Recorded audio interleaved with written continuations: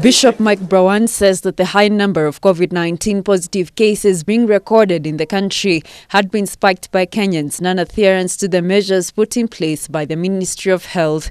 A section of clergymen have opposed some of the regulations that saw places of worship reopened under stringent guidelines following negotiations between religious leaders, the National Security Council and the National Emergency Response Committee on COVID-19. The government has done us favor to give us an opportunity. These things that they require, the requirement the government wants, is not for the government, it's for the health of our people. I don't want to have my members dying just because we were careless.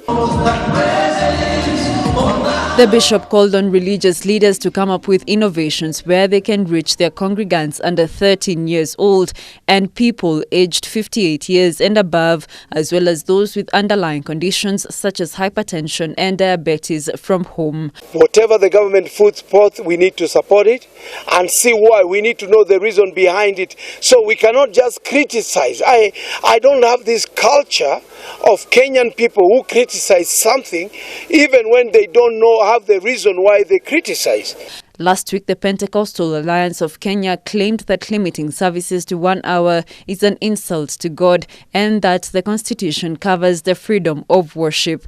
The Clergy Association of Kenya raised similar concerns in a statement on Sunday. Executive member Bishop Hudson Denda saying the restrictions, including having only 100 people in the services that last 1 hour, lower the significance of the church. Bishop Brawan notes that religious leaders should prioritize the well-being of their congregants before reopening places of worship, as poorly managed church gatherings pose a high risk and may be new COVID-19 hotspots. In Germany, a cluster of 112 infections and 1 death were traced to one church, while another 30 cases were traced to a church in West Virginia in the United States of America. Das hinwegnimmt diese